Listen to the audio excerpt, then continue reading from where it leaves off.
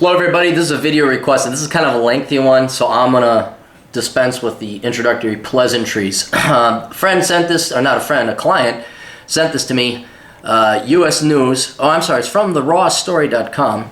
This college instructor has a master's degree and she's still living in poverty. And you look at her thick-rimmed glasses, you know, like all the independent-minded kids that conform and wear the exact same thing. Your stereotype is correct. Professor Bolin, or Brienne as she tells her students to call her, might as well be invisible. When I arrive at the building at the see, the author is writing this as if it's a, well, not as if, but in the first person, as if it's like a detective story, like we care. It's written by a woman and it's very freaking lengthy, so...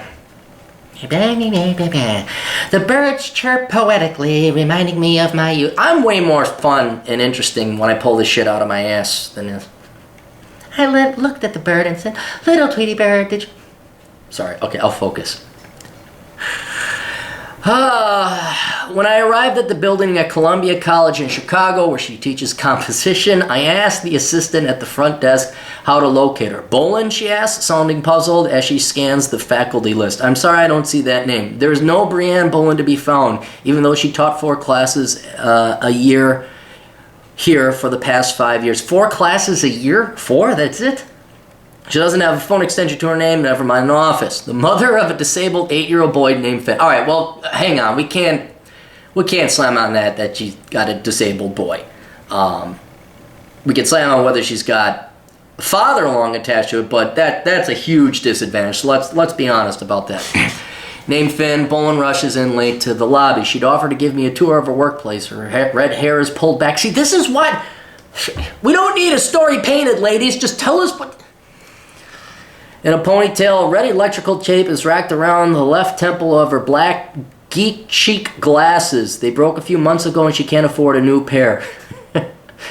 Bolin dressed up for the occasion, a black vest from a thrift store, she'll tell me later. Jeans also thrift, and the brass anatomically version of a heart dangling at her throat from a thin black string. This is a rare and coveted evening for her. Finn's father's fiance agreed to babysit. Where's their dad? And you see, now here's where the suspicious guy in me wants to know something. Is the kid really disabled? That's how dark and sad my mind is. But that's how society is programmed me to be. Is the kid really disabled, or is this like he has ADD, or like he's dyslexic? Like, is this just a normal kid who's a little rambunctious, or is the kid like, you know, is he Down syndrome? Is he what is it, cerebral palsy? I mean, is it really I want to know, because I'm wondering what the disability is. Maybe we'll find out, I don't know. She just learned that the woman and Finn's father, a blacksmith, are getting married in a few weeks, and they won't be able to take care of the boy during that time. It's all on her again. Well, you brought it into... Did you spread the legs? That's what happens. I recall somewhere very early on my dad telling me that if you had sex with a woman, pregnancy was a potential outcome. After she shows me the computer lab and some of the students' abstract photography and video installations, we settle down to talk in the student lounge, which features sleek modern furniture and high-rent views of the city's Grant Park and Lake Michigan. Why is tuition so high? By this time, Bolin seems more angry than anxious. As an adjunct professor, she earns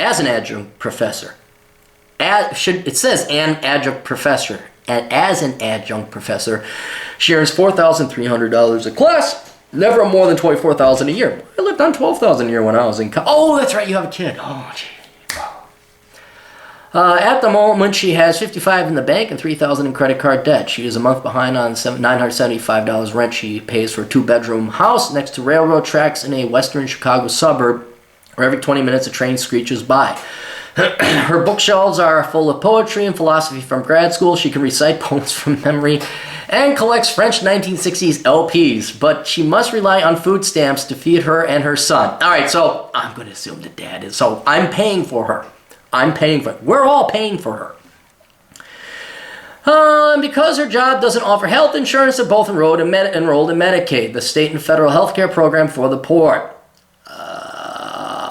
Coverage for a child Finn's age in the Illinois caps at an income equaling $120. It wasn't supposed to be this way, Bolin, the English major, knows that a cliche, but she can't help thinking it all the time. It wasn't supposed to be this way. In college at Eastern Illinois University downstate, she inhaled books. Okay, who has ever heard of Eastern Illinois University? What? And then on top of this unknown college, you're going to major in, obviously, English or something.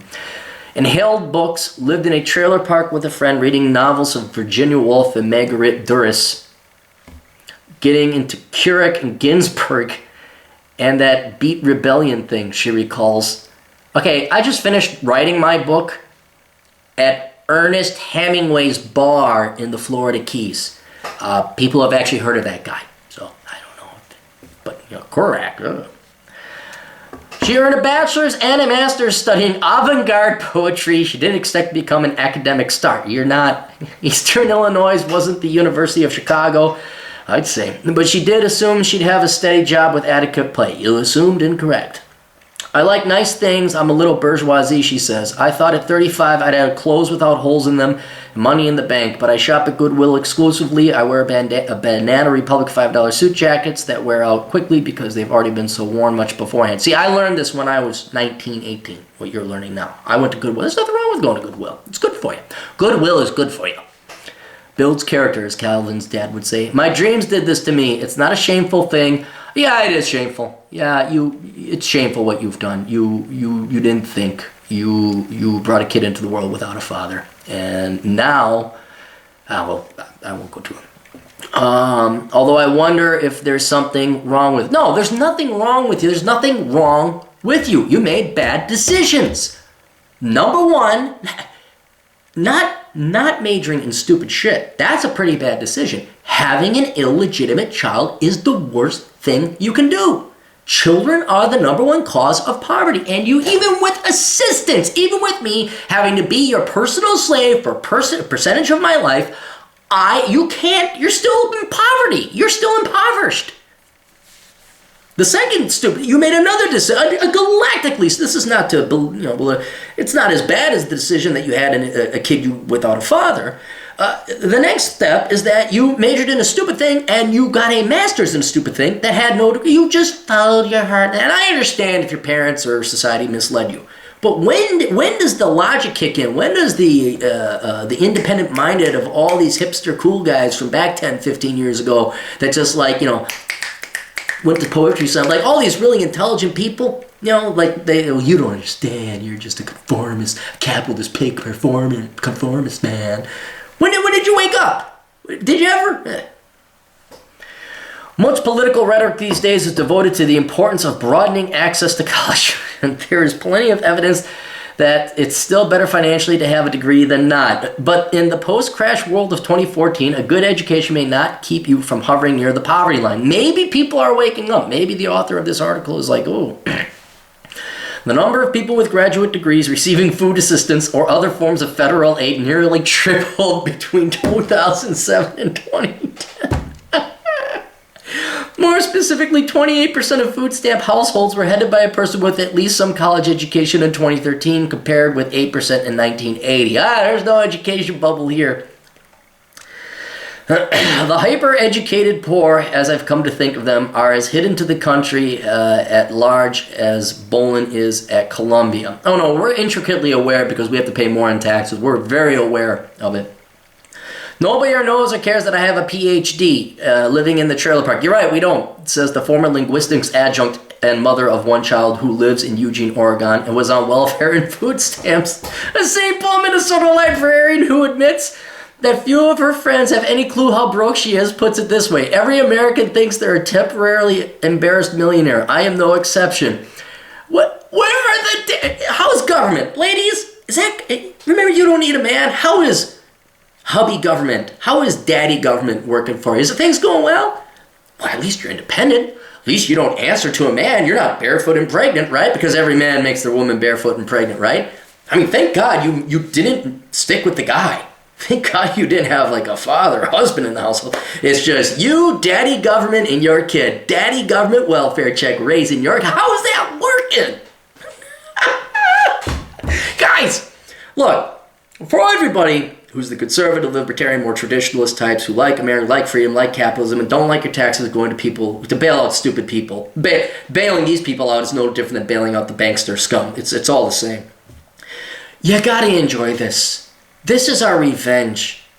Despite government money, they still live sucky lives. And you wanna know why? Because no matter how much money you throw at them, they still make stupid decisions. And these people are in their 30s. Their lives are almost half over, and their kids are going to ensure well past the halfway mark that their lives will never have an opportunity to get better. Take joy. Feel sorry for the kid. I understand. I mean, the kids are the true victim of it. But if you want your revenge against the people that have made it so we got freaking 2% GDP growth, keep voting in leftist socialist scum, taking away our freedoms, making us work hard to pay more in taxes, making and mortgaging our futures with this national government debt, take joy in this. Bolin keeps in touch online with a large circle of her fellow travelers, including Justin Thomas, a friend from college who has a master's degree in history. An adjunct at Lakeland College, about 3 hours south of Chicago. Thomas teaches between 4 and 6 classes a semester, earning $1,500 and $3,000 per class. His paychecks arrive a month after each semester begins, he says, and during those 4 weeks, it's macaroni and cheese and baked potatoes every night for his 2 daughters, because he doesn't have full custody.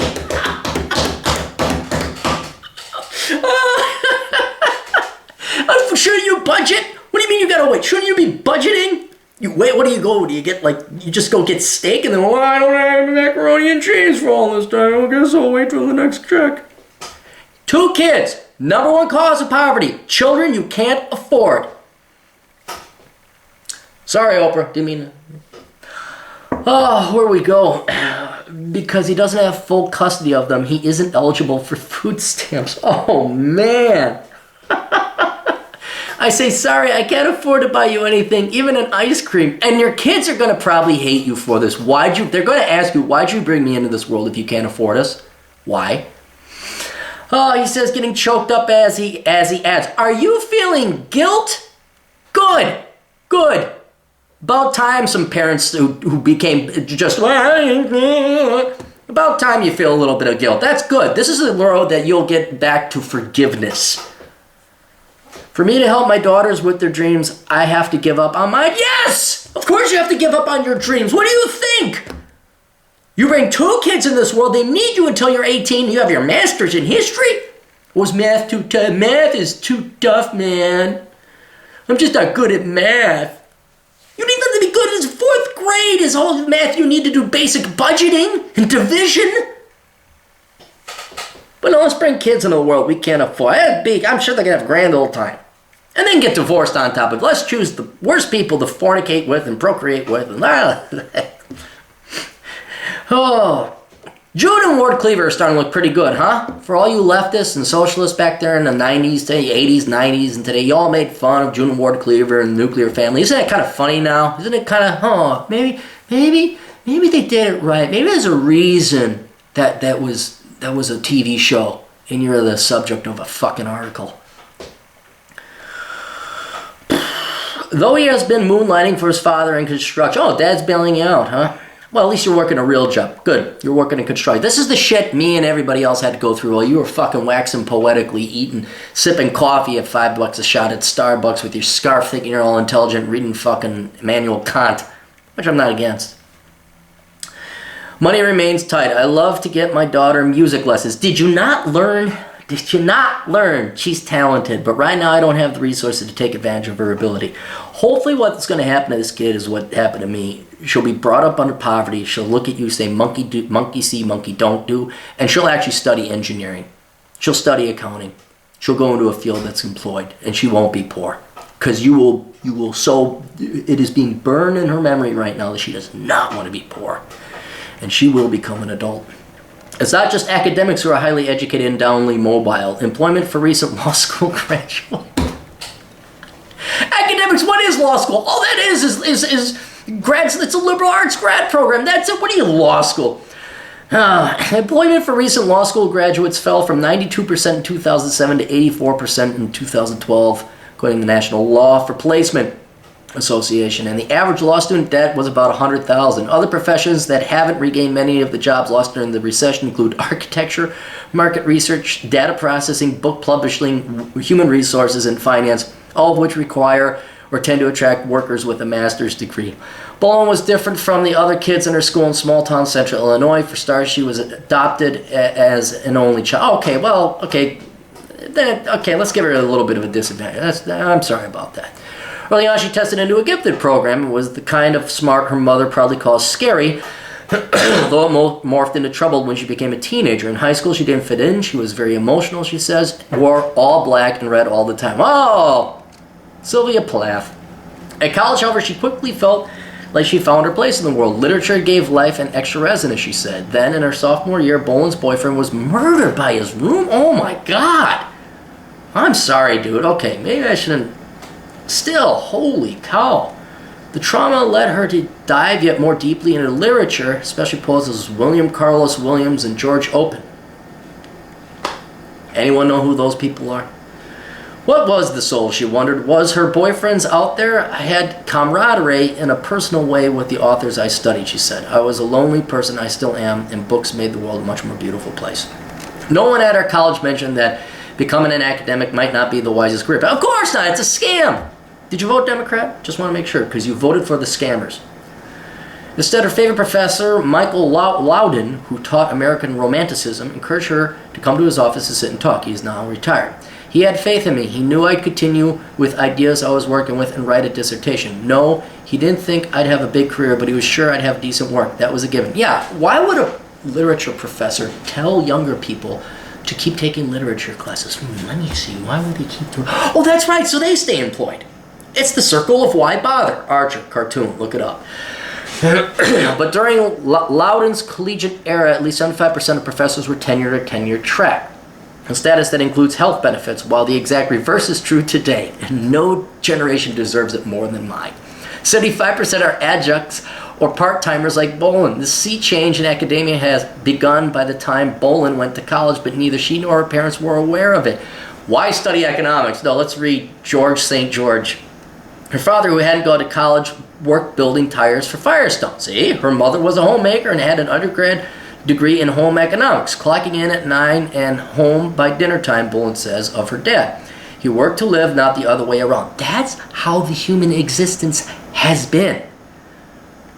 And you are the only reason we have this fleeting flash in the pan point in time in history where you live to, or you work to live, is because of one, capitalism, two, Western civilization and the amazing technological advances we have done, and three, today, more recently, towards the end of the flash in the pan, in this little flash in human history, is insane amounts of government borrowing. But now you're paying for it because I have a feeling you have student debt. Didn't necessarily understand his daughter's quest for work she loved. Nonetheless, Bolin's parents, who paid for her undergrad college, you had undergrad paid for? Were impressed when in her mid-20s she graduated and immediately started teaching composition at Westwood College in Chicago. Soon after she switched to Columbia, she hoped to teach literature, but she came to love basic writing and comp, she says, relishing the process of helping her students write cogently. I can imagine. You make them diagram things and make them wonder what a pronoun is. And Chicago thrilled her. She'd never seen people of so many races and nationalities. She could hear eclectic music night after night, Sir Balkan folk music. She even formed her own two-piece band, Mud Show, with a cast of instruments such as an accordion. This is just avoiding real work. That's all this is.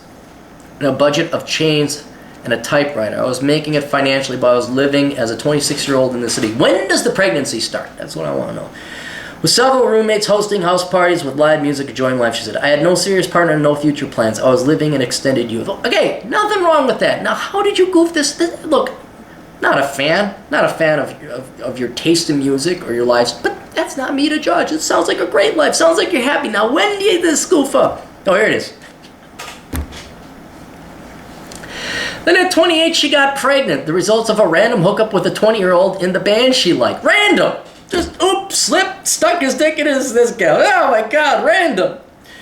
She knew she'd be raising the child mostly on her own, but what happened to... Okay, I'm going to assume you're a leftist, and maybe you have a different opinion about abortion, but what about abortion? Come on, really? Seriously. She knew she'd be raising the child mostly on her own, but Boland says she never considered not having the baby. To make matters more difficult, Finn was born with a okay, so here's, that's quadriplegic, so it did end. So, okay, the kid is legitimately impaired, disabled. So I'm sorry about that. To devote herself to her care, she quit work for several years and moved back with her parents. Her mother remained proud of her daughter, no longer as an academic, but now as a caretaker of a boy with a bright blue eye and a crown of sandy hair. Can't eat or walk without assistance it's so... Oh, the poor kid. Poor family. In 2008, when Finn was 2, Boland returned to Chicago and started teaching as many classes as she could get from Columbia, but her boss recently warned her that she'll never get a permanent job. Academia just isn't a career choice anymore. Thank God. One reaction to Boland's plight might be get over yourself, find something that pays the bills, or as Karen Kelsey, a former anthropology professor who founded a counseling service called The Professor has put it, find a real job. Her parents pay her $300 an hour for email counsel and about how to reinvent themselves and sometimes to express rage, despair, and disappointment. Dude, I charge a third of that. Supporting the children, restoring their health. Teach at 5 campuses. Adjuncts can accrue massive debts to support their children, destroy their health, teach at 5 campuses in a professional death spiral. Once you've given it your best shot, it's time to move on. She helps people with postgraduate degrees to identify other marketable skills such as analysis, data gathering, writing, and public speaking. We can't have all, but Boland is an avid follower of Kelsey's blog. Okay, she should be a follower of mine then, because we would have prevented, and maybe she can prevent other people from having. She could be a public speaker. This Boland gal could be a public speaker. That actually could be her saving grace, but she has to admit she fucked up having a kid. Not that the kid was disabled. That's tragic. That was outside of anyone's control. But she has to, if she went on the road and says, here is the life of how not to fuck up. Don't major in stupid shit. Don't get pregnant and spend out a kid that you can't afford. She could. It's a very sad and tragic story. It's whether these millennials and my generation are willing to let go of their egos, and we'll figure it out. So, and although Kelsey's advice sounds sensible, Boland already stretched thin, working, caring for her son. Says she struggles to find time to send out her resume or get additional training. Yeah, that's the problem.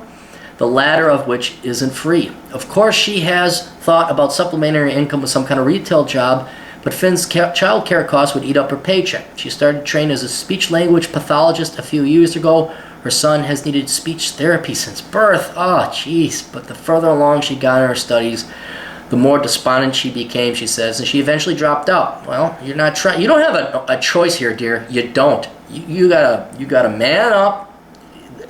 There's only one way out of it, and it's through fucking hell.